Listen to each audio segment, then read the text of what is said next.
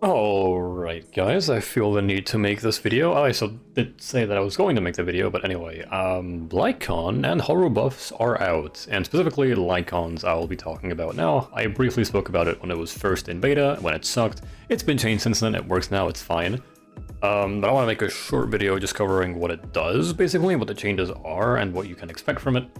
I will also be making a very short video like this as well for Harumasa, where I will just very briefly show you what it does, and give you like 1 or 2 combos and tell you how to build them. But that's a different video because it'll take me a little longer. That's probably coming tomorrow. Today, however, I'm talking about Lycaon. So Lycaon buffs in quotations. What do they do, first of all?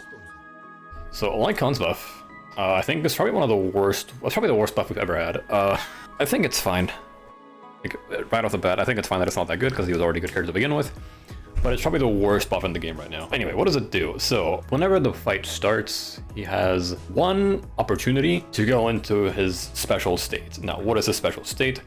Whenever you do his assist follow-up, you can hold the button down, and he will do a special version, which lets you do a quick assist.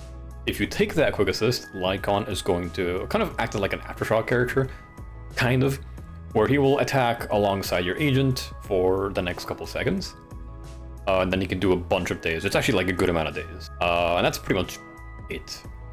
You can do this special state once per fight, and then you can get it again once you stun an enemy. So you can only get this once per stun, not twice, it's only once. This also applies to the quick assist. You only get the quick assist once per stun. So that's how that works. Lycaon, once per stun cycle, can hold basic on his assist follow-up, he'll do a special one, and then boom, you get the quick assist. Now, you can do the special assist follow-up whenever, but the quick assist will only happen once per stun cycle. Now, that's basically all that does. The quick assist thing for Lycaon does open up a few possibilities for certain teams. It lets you run Astral Voice 4-piece, although this is much easier said than done on certain teams. If you've already seen the Hugo video that I posted literally today, I did a Hugo run against Hunter with Lighter and Lycaon, where I attempt to use Astral Voice to pass the buff to Hugo. To do this, Lycaon has to go into Hugo, otherwise Hugo will never get the buff. And it is extremely hard to do this, and requires some RNG. But if you can do it perfectly every single time, or most of the time, it is going to be better than Protopunk. But if you don't care to do it, you can just have Lycaon go into Lighter, and it will be much easier, but you will not get the Astral Voice buffs. You would have to go to Protopunk. And of course, this would make for easier access in other teams where, you know, you don't have to worry about a Hugo Hormone cooldown. But that's the team that I play with them with Lycaon the most, so it's the one I wanted to make a video of. Now, as for the rest of his buff, there's like a few things. There's a lot of text here, but what this does I already explained. It's just, you know, he can go into a special state. They gave him 2 more things, basically, in his new passive. Whenever he's in his special state, he has more impact. This is the worst buff passive in the game. You can leave this at SDR 1, you don't need SDR 6. Just get number 1, so you get the new moves, and then you're fine. I think going from 2 to 6 is completely pointless, unless you're a big Lycaon fan like me, or you just have like a ton of excess currency. If you're low on currency of this potential thingy, just get him to SDR 1, and then you're good to go. I think 6 is a waste. And then the last thing they did for him is he now gives 30% damage bonus, not resistance shred, damage bonus to every element except ice. That didn't change from beta, sadly. I think the idea here is that they want Lycaon to be more flexible, but they didn't change the additional ability that much. They made it so he works with anomaly characters, but that doesn't really do much. Basically, right, what Lycaon's going to give characters is going to be 30% damage bonus, and that's it.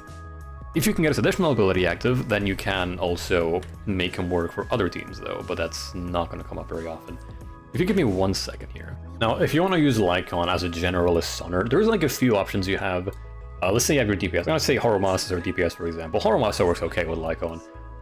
A good free-to-play team that I have actually been trying, obviously mine's not free-to-play because I have an M6 Zhao. Oh my god! But a good free-to-play team for anybody, I think, is Lycaon Zhao, especially for Ether Veil Shill.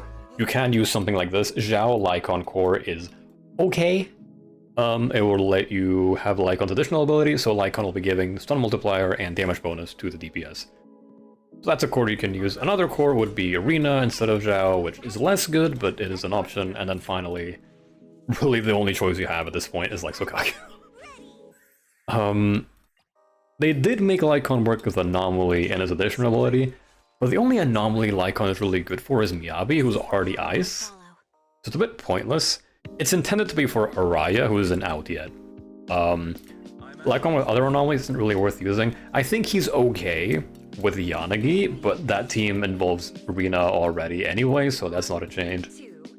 You can maybe do some funny shit with like Yuzuha, Lycaon, Jane? I think Jane has some stun combo, so this is probably like okay.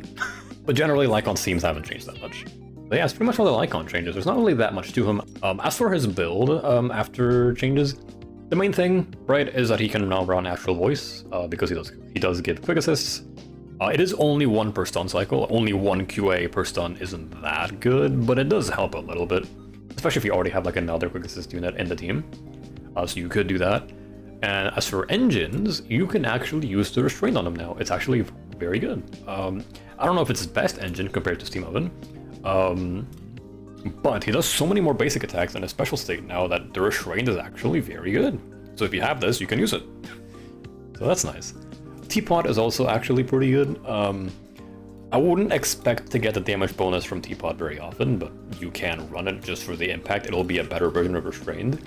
And I don't have it, but if you have lighter Sig, that is still his best option, and it is even better on him now because he'll automatically do more basics. But yeah, that's about it. Lycaon. Quick TLDR of everything I went over. He gives 30% damage bonus to other elements that aren't ice. He now has Anomaly in his additional ability. And as for new moves, all he got is he has a new enhanced assist follow-up, which will give you a quick assist, and then he attacks beside you on field. That is the entire buff. It's not really very good. It's cool though. I think it looks really fucking sick. I will say it's very cool, but it's not particularly amazing. It's fine though. Characters can receive multiple rounds of buffs, and I think maybe in like a couple months, once Lycaon actually needs a buff, we'll get something better. Anyway, that's it. I'll make a horror version of this video hopefully tomorrow, so yeah, see you guys.